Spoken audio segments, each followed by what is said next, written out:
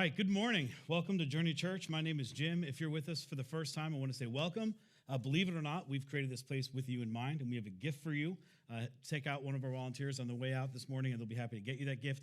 If you're joining us online the first time, thank you for being here. We hope, we're glad you're here for this time. We hope it's definitely not your last time. We're in part 5 of a series called You're Not the Boss of Me. Before we jump into that, I just want to kind of piggyback on what Brian said earlier about our volunteers. Throughout the beginning of this pandemic, when COVID hit, all Sunday morning volunteers basically got the Sunday off. But Jeremy showed up every week with me in here alone as we continued to record these messages. Then he'd edit them for me. Can't say enough how much we appreciate his incredible hard work and his sacrifice for this. But this goes without saying, every volunteer has sacrificed to make Journey happen. We have this running joke on our leadership team. I'm the only person who gets paid to be here. Everybody else comes here out of their own goodwill and their own sacrifice. We talk about Journey being a family. That is where you feel like you're part of the family. If you're wondering how to connect to Journey, you should join a serving team. And that's not because we need you desperately. It's because that's where you connect and you feel like you're part of what's happening here as a church. Join a serving team, get to know your team. It feels like a family. They love what they do. We told somebody this week there was a complication with our youth ministry, so they had to take a week off. And there was literal tears and emotions because they wouldn't be able to see their kids during the week. They love what they do. They love creating a place that feels like home, a place that feels like a family.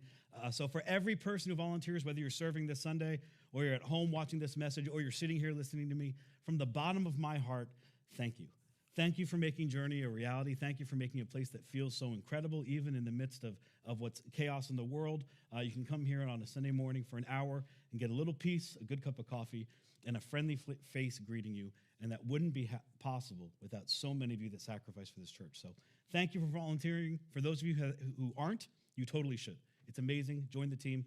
Be a part of it. Be a part of the family. We would love to have you there. So that being said, Part 5 of a series called You Are Not the Boss of Me. This is a how-to series. So there's a kind of a tag that we've gone along with this, and the how-to is how to control the emotions that compete for control. We all have emotions in us. We all have emotions that compete for control of our lives, our mouth, our moods. And these emotions, like our mouth and our moods, they tend to get us in some hot water sometimes, some trouble, especially in our relationships. And when we don't learn how to control these emotions learn very quickly how to control us. And they lead us to do things that we wouldn't otherwise really want to do. We talked about a few things so far. We've talked about envy. We've talked about anger. We've talked about, I'm missing one. Envy, anger, guilt. We talked about guilt and shame.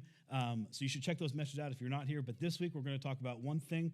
And this is one thing that Jesus had an awful lot to say about. And what we're going to talk about this week is fear.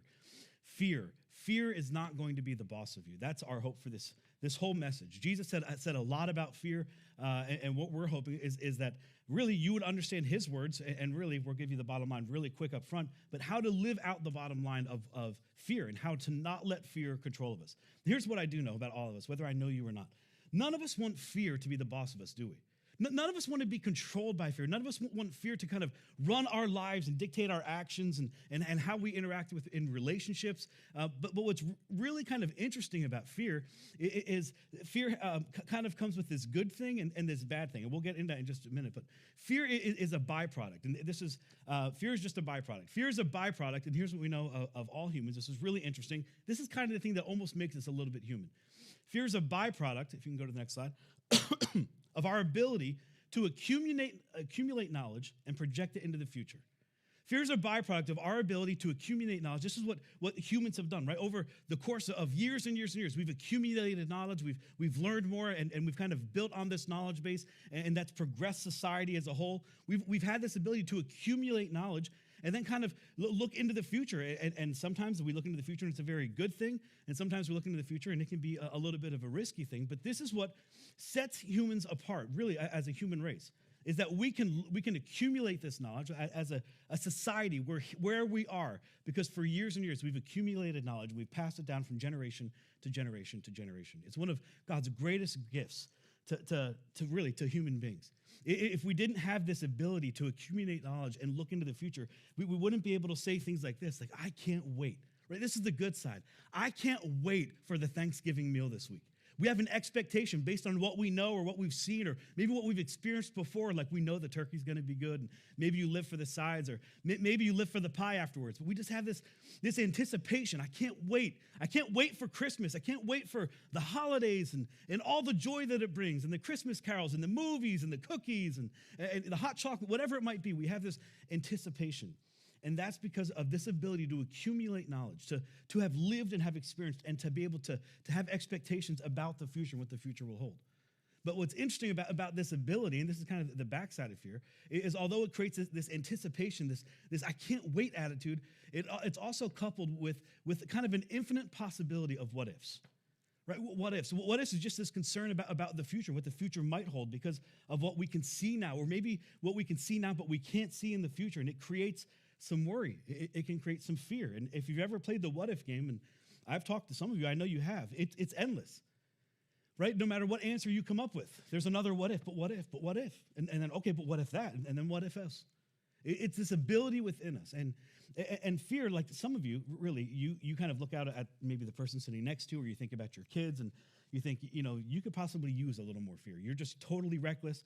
Maybe a little fear would be good for you. But for others of us, this runs our life. Fear manipulates and controls, and we feel limited. We're scared to go outside. We're scared to do things. We're scared to ever take a risk because of the possibility of a what if.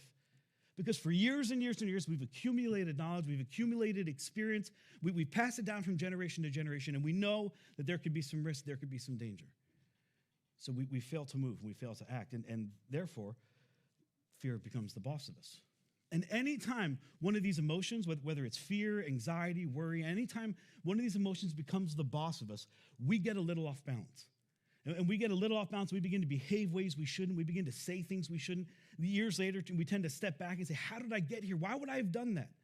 It's because these emotions have become the boss of us. The emotions have taken control. The emotions have led us to be and do things that we would not want to do. Jesus said so much about fear.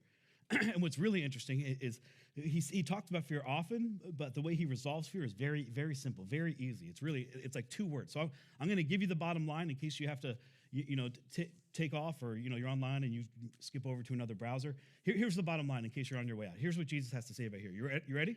It's really easy. Fear not. Just stop it.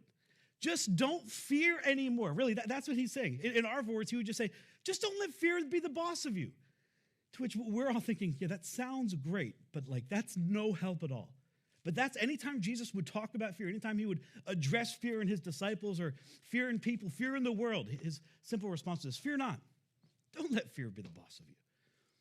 Jesus has so much to say about fear. We're gonna look at some of Jesus' life with his disciples, with the crowd of people that he kind of walked with, because we tend to kind of, and I don't know if you read the Bible this way, or if you grew up in church, maybe this was kind of your experience, we kind of dive into this isolated experience in Jesus' life, and he's, whoa, that's amazing, and then we jump out, right? We just kind of bookend it, whoa, look what he did here once upon a time, and then there's the end, and we just skip on to something else. But we're going to look at this event in Jesus' life that really you need in context of how it begins and how he wants to conclude it. It's a story, or rather stories, I'm assuming you're all familiar with. If you've been in church at all, you've definitely heard this story. If you grew up in Sunday school, this is one of their favorite stories because it's so fantastic. But we're going to pick up with Jesus and his crowd of followers. If you've been here for a while, everywhere Jesus went, there's a crowd. Everywhere Jesus went, there's just a group of people that follow him. Some gospel writers refer to it as the crowd. Some gospel writers refer to it as the disciples. But then within this crowd of people, there's a group of disciples. And this is like a smaller group, maybe just a 70 or 100 about. They kind of went everywhere with Jesus. And then within that group, there's even a more isolated, a smaller group. Some gospel writers refer to this group as the disciples. Others refer to it as the apostles. For us, this is the 12. This is the 12 disciples or apostles that Jesus chose to be like his closest. I mean, just imagine that. How amazing is that? They get to be like the closest people to Jesus, the inner circle. They get to know every detail of Jesus' ministry and life. It's just amazing. He chooses these guys. They never thought it would happen. He picks them out, and as he begins to pick out, he's trying to test them. It's almost like his whole ministry. He's trying to test the waters. Are you ready? Fear not. And then there's a test. And fear not, and then there's a test. And here's where it's going. Jesus tells them often, I don't want you to be afraid, right? Don't be afraid. Here's the thing, guys. Just fear not. And then he would give them a test. And this is where we're going to pick up. Jesus tells him, his disciples, he kind of gathers them all together and he says, here's the deal, guys. Here's kind of the unwritten code in our contract. You're going to follow me, and then I'm going to leave, and I'm going to send you out. I'm like, oh, this is amazing. I'm going to send you out like sheep among wolves. And we're like, oh, that's just a weird thing. But in this society, they've seen that happen. They know what happens when sheep go out among wolves, right? It is just a bloody, gory mess. There's like nothing left but like a hoof or two and a pile of fur and a bunch of blood. Like, it's graphic and it's gory. And Jesus is like, guys, this is so awesome. Come and follow me. And I'm going to send you out like sheep among wolves. And they're thinking like, are you serious? Well, what are you talking about? But then he concludes it this way. Just don't be afraid. Okay, Jesus, how does that make any sense? You want me to follow you, and then you're going to send me out into this dangerous world, and you said it's going to be like sheep among wolves, and for some of these apostles, this is what happened, right? They go out, and later in their life, they get arrested, and some of them are executed, some of them live in prison. Like, these awful things happen. But he follows up with, yeah, guys, just don't be afraid. And if you're anything like me, I read that, and I think to myself, how is that possible? Like, Jesus, you're really smart, and you don't need any help, but that doesn't make any sense to me. How can I live without that kind of fear? Because the truth was, they were afraid. They were very afraid. So Jesus said, I got an idea. Let's go on field trips. You guys like field trips? When I was in school, I loved field trips. I mean, anything to get out of school, right? He said, let's stop learning. Let's take a break from the books. Let's go on a field trip. Let's get in a boat, and we'll go over there to the other side of the sea. So he gets his disciples, and this is where our story picks up. This is what Matthew tells us. Then he gets into a boat with his disciples, and his disciples followed him, because that's what disciples do. They follow Jesus, and you're kind of like, this is what's going to happen next, guys. That's your own fault because you follow Jesus. Well, they follow Jesus. They get into a boat with him. They begin to set off across the Sea of Galilee, and then suddenly a furious storm, not like a raging wind, not like a storm, but a furious storm. And keep in mind, these are men who fished for a living. They're used to this. They're used to the Sea of Galilee. They're used to storms. This is a part of their life. So when they talk about like a furious storm, you get the idea that these guys are letting you know this isn't like a typical storm that rolls through. This is a bad storm. In this part of the world, it's like typical for storms to kind of come through the valley and to just rage and wreak havoc. This is one of those moments. They're in the boat, the 12 apostles, the 12 disciples, they're with Jesus. Suddenly a furious storm came upon the lake so that waves swept over the boat. They're in this small boat. These aren't like big boats like yachts. They're in this small fishing boat. It barely fits 12 guys and Jesus. And the waves are pouring over the side. Water's pouring in faster than they can get the water out. And then something happens. They're in the boat. Water's pouring in. And where's Jesus?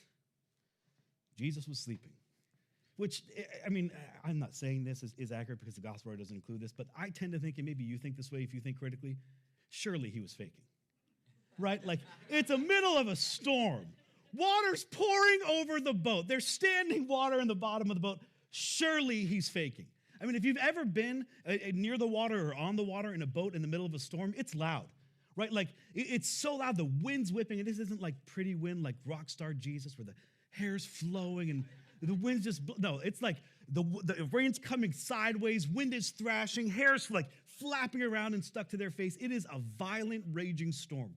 And it's so loud, they have to like yell at each other. So what I'm going to say next, I'm going to try not to yell because I can get loud and then people think I'm judging. I'm not, this isn't that way at all. I'm simply telling you this is how the disciples had to talk because it's so loud. The raging water's coming into the boat and Jesus is sleeping. And then the disciples, they went to wake him up. And they don't wake him up like you're waking up your kid. If you have a deep sleeper like us, it's not like, honey, like, Jesus, get up. No. They're scared. They think they're going to die, and the wind is thrashing, and it's loud. It goes a little bit more like this. Jesus! Save us! Jesus, wake up! Like, they're just like panicked. There is fear. They think we're going to drown. We're going to die. I mean, there is this overwhelming fear gripping their hearts. Fear in this moment is the boss of them. And I love this part. We're going to find out later. Jesus doesn't even get up. It's like he's asleep or maybe faking it, laying on his side. They come to him, Jesus, wake up, we're going to die. And he kind of props himself up on his elbow. This is what it says. He just replies to right from where he is. He replied, oh, you of little faith. And it's like, what? You of what? Oh, yeah. Maybe he's smiling. Like just, oh, you of little faith. Jeez, I couldn't hear you. It's so loud with the wind and the waves. What did you say again? You of little faith. And then he asked maybe like the most obvious question in the world. Like, thank you, Captain Obvious. Why are you so afraid? And it's like, are you missing this? Look around. We're standing in water in a boat on a lake in the middle of a storm. We think we're going to die. Jesus, you're about to drown. Aren't you scared? We may die. You may die. Our circumstances are telling us the worst is coming, Jesus. We're scared. Aren't you? How many of us feel that way sometimes? Let me ask you a very obvious question, if I could be Jesus for a minute. How many have felt that way in the last 8 months? Jesus, I love this. Not concerned, not panicked, not overwhelmed by the circumstances. And maybe that's all you need to hear this morning, is that you have a Savior and you have a God who's not panicked, who doesn't get panicked in the middle of circumstances, in the middle of circumstances like these, in the middle of the worst, he is calm. He's still laying down. Look at what Matthew says next. Then, when he finally got up, as if he's still laying on his side on his one arm, laughing at the disciples. When he finally gets up, he rebukes the wind and the waves, and it was completely calm.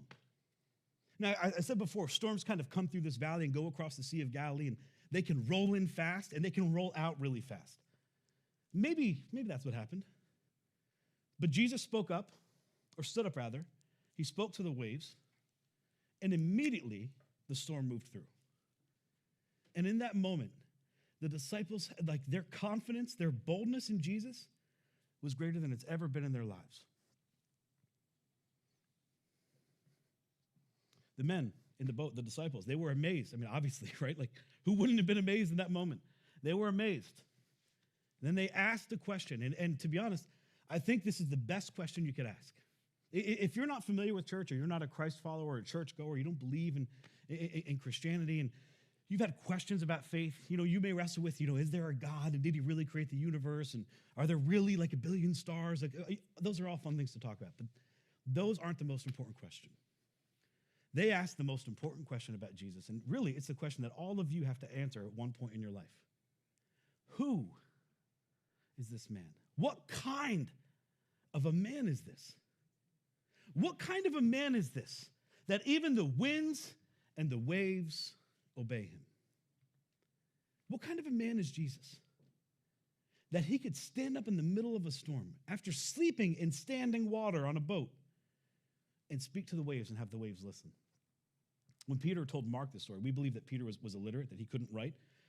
So Peter later tells this guy named Mark, who kind of writes down Peter's story, and that's why we call it the Gospel of Mark, because Mark wrote it down for Peter, but Mark wasn't there. Mark wasn't a disciple. Peter was. Peter told Mark this story, and then Peter says this. There's no better way to say it than how Peter did. I love it. He says, they feared a great fear. The Greek word there is like they feared a greater fear, right? They're in the boat, and the storm's raging, and they're worried. They're fearful. But then they realize whose presence they're standing in. And they're more scared. They're more fearful of whose presence they're standing in than the emotions they experienced minutes ago where they thought they were going to drown in the middle of a furious storm. They feared a greater fear. For a moment, I love this part. For a fleeting moment, their confidence in Jesus overwhelmed their fear. For a moment, they could see what Jesus was talking about. There's someone greater. There's something greater. I don't have to fear the storm that I'm in because of the person who's in the storm with me. And they feared not. What's interesting is that this was a fleeting moment. For a moment, they got Jesus' point. For a moment, they lived it out. But then it didn't stick. A few weeks later, they're doing the same thing. This is, again, you have to track with the story because we dive into that story. Think, oh, that's amazing. Jesus has power over nature. It's like, no. Jesus' point wasn't even the power over nature. Jesus' point was to do something even greater than that. Jesus gets his disciples together just a day or two later and says, okay, guys, here's what we're going to do. I want to follow up on our little field trip. Right? We had a field trip. You all failed. You all did terrible. He said, let me give you an illustration of nature, of what I'm trying to get to. Let me illustrate my point. And then he says it this way. He says, don't be afraid of those who kill the body but cannot kill the soul. And let me kind of tease this out, and I'm not putting words in Jesus' mouth because he clearly needs no help from me. Don't be afraid of those who can hurt you. Don't be afraid of those who can intimidate you or threaten your physical body. That's just one kind of fear. Don't be scared of that. Rather, or maybe be scared of the one who can destroy both soul and body in hell. Don't be afraid of the one who can only hurt you physically when there's something greater who, if they wanted to, could destroy everything. We've always believed that there's more to you than meets the eye. There's more to you than just the body. There's a soul or there's a spirit. There's something that's going to continue to go on forever inside of you. Don't be scared of the people who can only hurt one side. Be scared of the one who can hurt both sides. Although he would say, you don't have to be scared. Jesus is saying to them, guys, you remember the boat ride? You were afraid of the wrong thing. Don't be scared of that. And then he jumps to this other illustration. He says, are two sparrows sold for a penny? To which we would think, I have no idea what a sparrow sells for. But to them, in their world, in their context, like, yeah, that's exactly what they're sold for. Yet not one of them will fall to the ground outside of the Father's care. Or his way of saying, hey guys, even a sparrow that's as worthless as a half a penny, not one of them dies without the Father knowing. Not one of them dies. Not one of them goes down without the Father having care and knowing what happened. Jesus, that's amazing. But then he makes it even more personal. I love this part. He makes it so personal, even for you and for me. He says, and even the very hairs of your head are all numbered. Now, some of us more than others. So don't be afraid. You are worth more than many sparrows. You don't have anything to be scared of. Your Father knows you. He knows what's going on in your life. He knows what you're experiencing. He knows the things you've wrestled with. He knows the fears that are controlling you. He knows the worry you have about the future, about your kids, about society, about the government, whatever they might be. He knows what's going on. And he cares for you. That's why you don't have to be scared. And for some of you, for some of us, guys, that's exactly what you need to hear this morning. That no matter what it is you're feeling, no matter what it is that you feel is gripping you, no matter what's making you scared, Jesus wants to reassure you.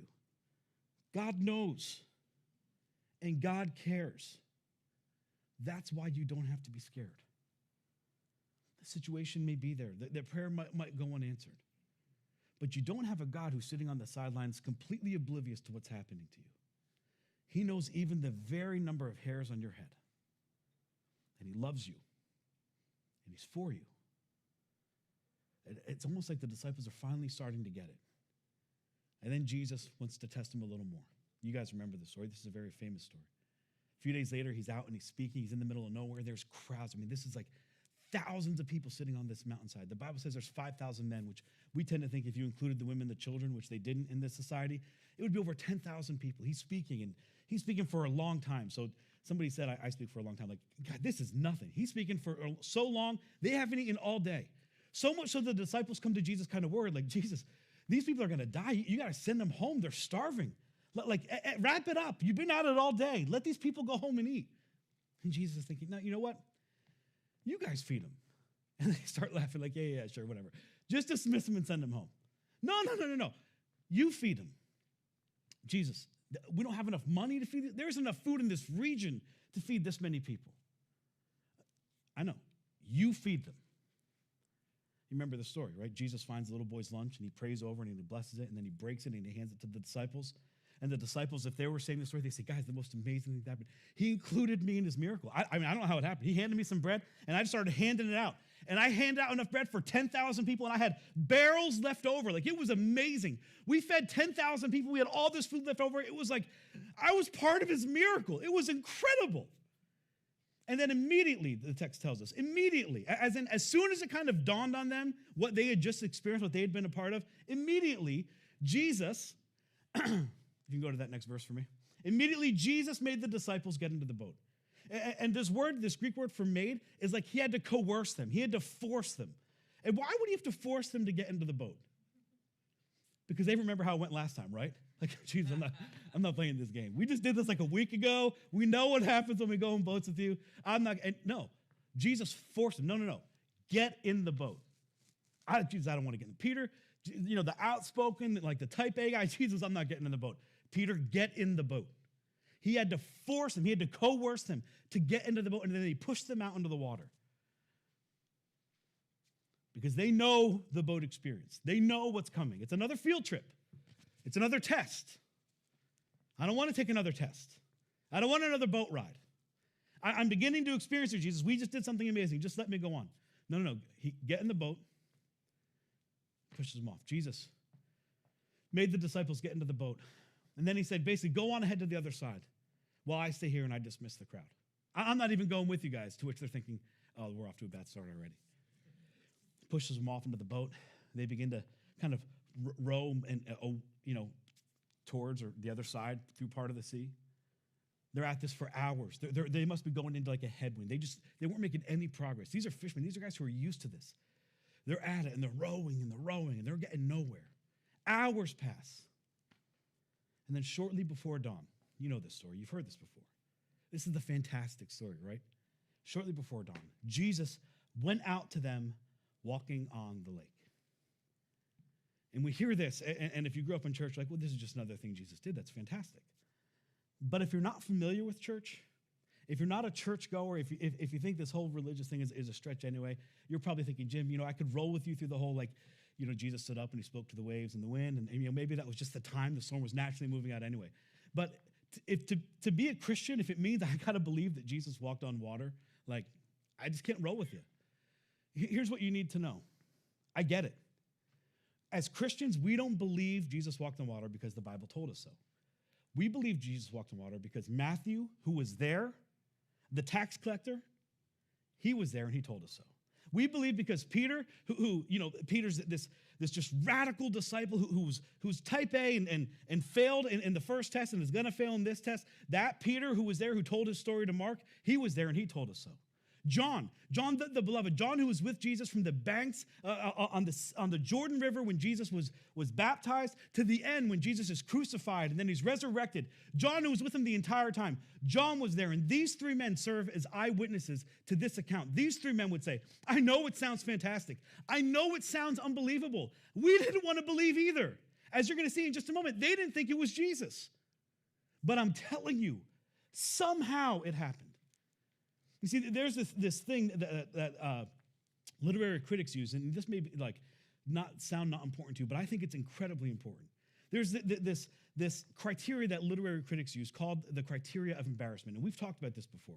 And the criteria basically says this: in any ancient writing, if someone's writing about this revered man or this man to be respected, and they include something maybe embarrassing, or they include something that would make this man in any way look less than what they want him to be, that it must be true. Because no one's going to write something in this ancient culture about somebody they want you to respect and somebody they want you to know and include something that's going to embarrass them. They wouldn't do that. More so, and these are people who've kind of looked at the Gospels with this critical eye of, I don't believe it, this is kind of nonsense, I don't follow Christianity. But towards the end of their life, they begin to accept what the Gospel's saying. They begin to accept that Jesus may have done what he's actually done. It's because they look at this and they think, the guys who wrote this, who are the heroes of the story, they don't write themselves as heroes of the story. They write themselves as normal people. In most cases, they write themselves as people who are less than, people who are illiterate, people who aren't smart, people who continually, time and time again, make mistake after mistake after mistake. Why would they write this? Because it happened. Because they were eyewitnesses. Because before this, they were sitting right where you were saying, absolutely not. I don't believe it. That's nonsense. And then on the other side, something changed. When the disciples saw him walking on water, saw him walking on the lake, obviously, they were terrified. They yell out, it's a ghost! Not, oh, it's Jesus, he's bringing us a break.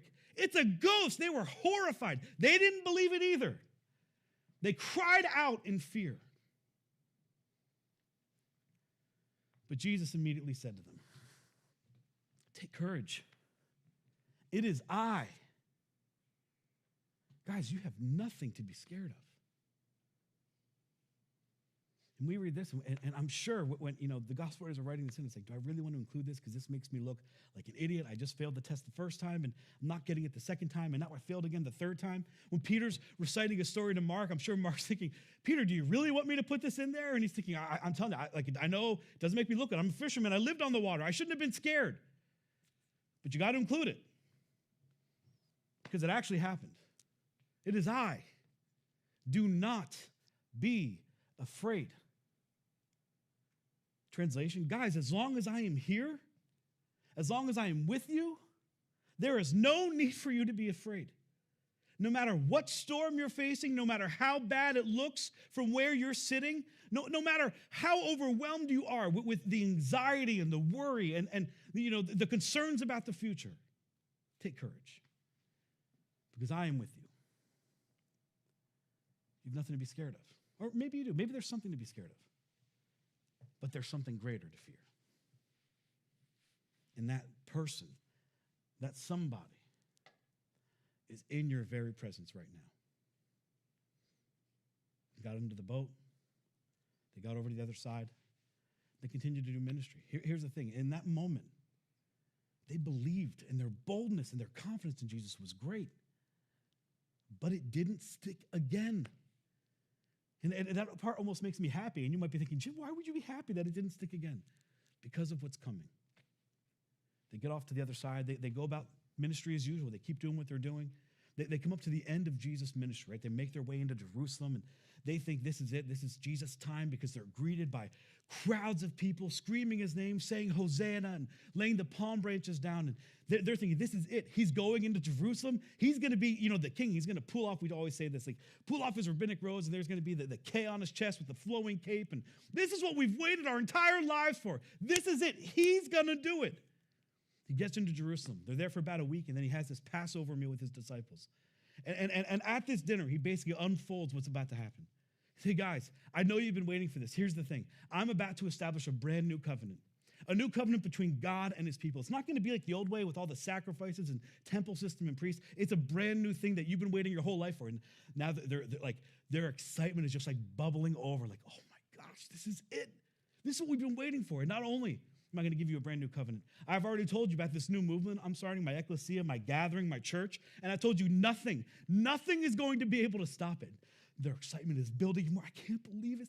He's about to do what we know he's about to do. He's going to come in as king. He's going to kick the Romans out. He's going to establish the kingdom of God. And oh yeah, this new covenant and this new movement, I'm also going to give you a new command. And this new command is the greatest command, to love one another as I have loved you. As I'm about to love you. I want you to love people that way.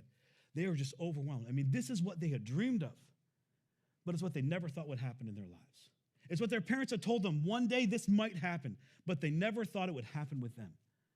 That God's Messiah would come, that God's Messiah would take over and establish his kingdom and kick out the Romans and rule the world again. And they get to be a part of it. This was exactly what they had been hoping for. But then the impossible happens. You know the story. Later that night, Jesus is arrested. He's wrongly accused. He's beaten within an inch of his life. And he's crucified. And everything Jesus told them in a moment, it's all gone. There's no more covenant. There's no more movement. There's no more. I mean, it can't be. I mean, for a moment we believed. You guys, you remember the boat story? We were out there and he spoke to the waves and we said, what kind of a man is this? Like, we thought this was God's Messiah. We thought nobody could do what he's doing. But Rome can't kill God's Messiah. And Jesus is dead. So clearly, he can't be God's Messiah. Everything in that moment was undone. Everything Jesus taught, everything he said about himself, either they misunderstood or he lied. But everything is out the window. They couldn't believe because their Messiah was dead. And then 3 days later, they stare into an empty tomb and they meet their risen friend and they're back on. Back to business. It's like, this is it. He's back. He did what he said he would do. He predicted his own death, his own resurrection, and he did it. We're back. This boldness, like I can believe everything he said. I can believe in the covenant. I can believe in the movement. I can believe in the command. Here's the thing. The world didn't change. The world was still an incredibly scary place for these men and women. But they had learned to fear not. They had learned to trust Jesus. They had learned to have more fear in this Son of God who was with them than in the circumstances they were facing. They had learned to trust Jesus and who he was. And so it didn't matter what the world did to them. It didn't matter what the circumstances were. These are men who moments ago would run and would hide. They hid and they lied. Peter, Peter, the outspoken, the most notorious of the disciples, who was like in your face all the time. He's the guy who ran and hid. When Jesus was crucified, did they stand by their man? No, they ran. They hid. They lied. Peter, he cursed out a little girl for accusing him of being with Jesus. And then he meets Jesus risen. And he faces down the same men and women who crucified his Savior. And he looks at them and he accuses them of murdering his friend. And he takes the message and he changes the world. Because that's what not fearing does. You see, for us, the resurrection is Easter. Maybe it's a dinner and some chocolate eggs. For them, the resurrection was everything. The resurrection was the source of their hope. It was the source of their courage. Jesus' resurrection put everything back on top. Jesus' resurrection made everything make sense. Jesus' resurrection meant everything. It wasn't a Sunday morning ritual once a year. It was every single day. I can live, I can breathe, I cannot be afraid because of what Jesus has done for me. The world remained a scary place. Most of the men who followed after Jesus would go the route that Jesus had predicted, a sheep among wolves. And they would be arrested and they would be beaten and they would be executed. But they feared not because they had finally learned their lesson. All those lessons on the boat, they finally learned the boat lesson. Fear not, for I am with you. And that fear not changed the world. It did it once. And guys, it can do it again. There was a 2nd century writer he was a medical writer. In Roman culture, you weren't allowed to ever examine a dead body. When a body was dead, you couldn't examine it, you couldn't touch it. It was, a sacred thing. So medical science kind of came to a screeching halt in that society. Well, what medical writers and physicians had to do was they tried to examine bodies that were dying, but not fully dead. This one writer, Claudius Galenus, he would sit on the sidelines in the Roman Colosseum after the gladiatorial games and after the lions would devour Christians. And then he would wait, and once they kind of removed the animals from the Colosseum, once they removed all the gladiators from the Colosseum, these physicians and medical writers were allowed to go and examine the people who were dying, these Christians who were being executed for their faith. Here's what a 2nd century medical writer had to say about the Christians who were being persecuted for their faith as they were dying. He said, "For fearlessness of death and the hereafter is something we witness in them every single day." It's really hard to intimidate and threaten somebody who isn't scared of death anymore. And this is what the 1st century Christians did. They weren't scared. Jesus said, don't be scared of somebody who can hurt your body. Be scared of one who can hurt your body and your soul. All the Romans could do was hurt our body. Every day being offered to animals, being offered in games to watch them die. They were fearless because death didn't scare them anymore. They had somebody with them who not just conquered life, but conquered death. And said, you don't have to be scared because I'm with you always, even to the very end. The world may not change. It may stay a scary place. Things may seem uncertain. There may be worry. There may be anxiety. But fear not, because I have overcome the world and I am with you always. Don't be afraid. Peter, and I'll conclude with this. Peter, the disciple, this is the guy we've been talking to all service, the radical one, the outspoken one, the guy who couldn't read or write, but dictated his events. Later, he would dictate a letter to 1st century Christians, to Christians who didn't have the experience of living with Jesus and seeing Jesus and following Jesus, but believed after. He's communicating to them, and I think he's communicating to them the very thing he would communicate to you and to me and to those of us watching online. You may have not had an opportunity to see Jesus, but the same promise he made me, the same promise he made the disciples and the apostles, he's going to make to you. This is Peter's words. Here's what I need you to do. If you feel like fear is controlling you, if you feel like worry is captivating you, if you feel like it's your boss, he would say this: cast all your cares on him. Why, Peter? Why would we do that?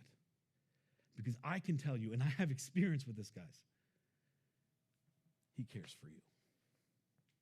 Cast, throw, hurl all of your worry, all of your anxiety, everything that keeps you up at night, everything that makes you so sick your stomach is in knots, all of those emotions, all of those things that you carry around that feel like a burden and make you feel so like boxed in that you can't live your life. He says, cast all of them on Jesus, because this one thing I know for sure: he cares for you. He loves you so much. He came and he died so you could live. Peter believed it. The 12 believed it. Do you?